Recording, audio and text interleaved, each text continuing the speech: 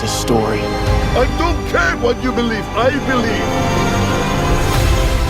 Although not confirmed, there is reason to believe that the Timothy and Zendaya star Dune Part 2 might get postponed and won't release on its November 3rd schedule. In this video, we will explore why exactly this sort of delay hangs over Dune 2, what the issue is all about, and how exactly the delays can actually serve as a blessing in disguise. Let's begin.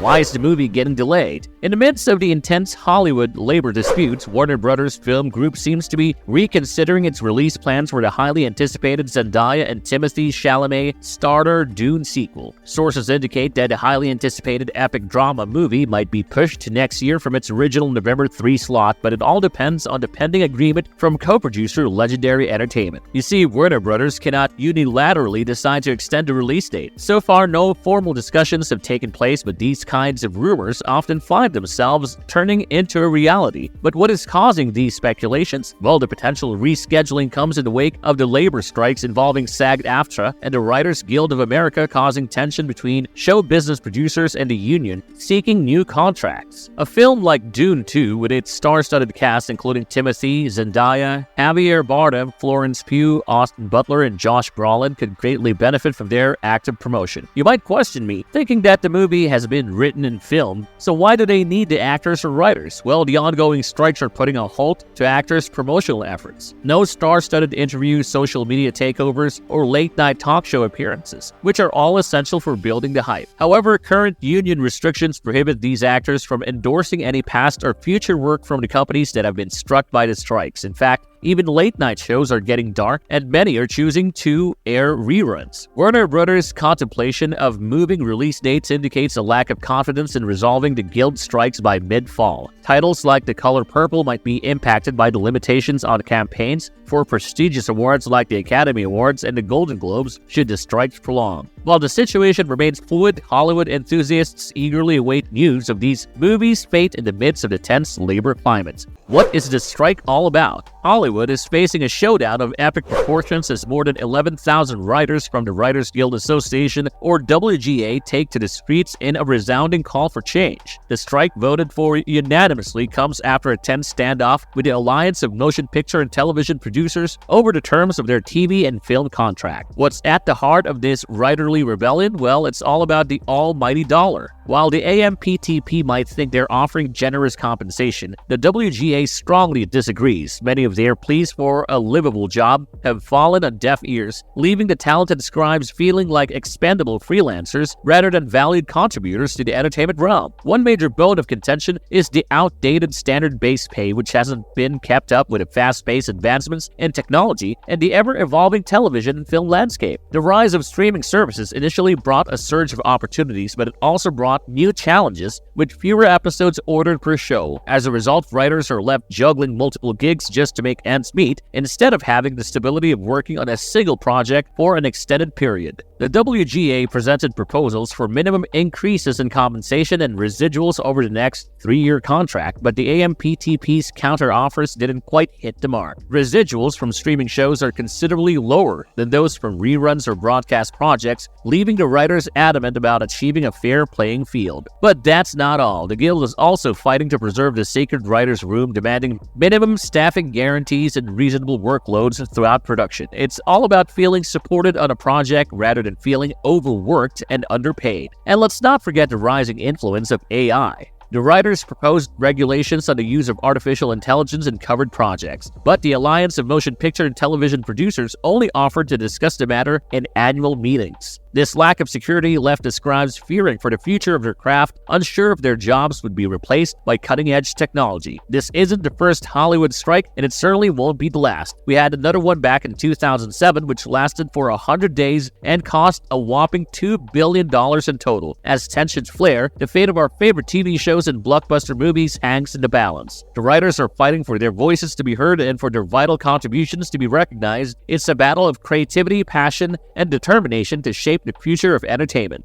how could it benefit the delayed films? The audience may be feeling a bit frustrated if major blockbusters like Dune Part 2 and Aquaman and the Lost Kingdom end up getting pushed back, but hey, in the grand scheme of things, it might actually do these movies some good. You see, Warner Brothers is facing a tight squeeze with the release dates of these highly anticipated films. The windows between them are so narrow that there's barely any room to breathe. I mean, don't you think the latest Mission Impossible release, Oppenheimer and Barbie, would have fared way better had they been released a month apart from each other? Nevertheless, what truly matters here is that the writers and actors on strike get the fair treatment they rightfully deserve. So, if these movies end up facing a delay, it's a clear sign that the studios have yet to return to the negotiation table. Let's hope that the industry finds a way to strike a balance that kills the strike and keeps all stakeholders, including fans, happy. We will continue to bring the latest updates on this story, so stay tuned for more updates on this cinematic roller coaster.